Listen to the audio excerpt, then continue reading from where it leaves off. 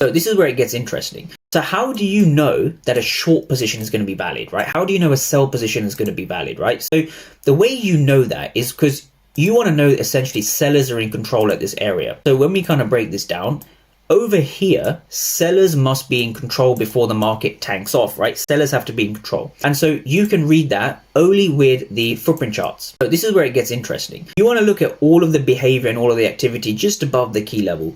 And here you see an overwhelmingly amount of positive delta. In fact, when we read some of the candles, right? When we read some of the numbers, 0 for 27, 231 for 494, 500 for 800, 761 for 826, etc., etc. So we're seeing a lot of red delta.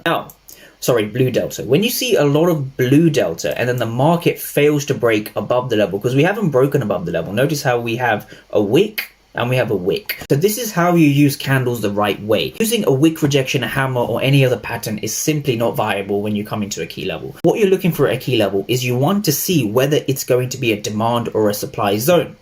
Whether it's going to be a holding bullish fair value gap or a holding bearish fair value gap. Because notice this key level, if I just go back on the chart, notice this key level was actually formed off a bullish fair value gap. Then it flipped to supply. And now we want to know whether supply is in control, right? Is supply in control? Are the sellers in control here the same way they were over here at this price? So this is around 64.30, 64.33, round about this area.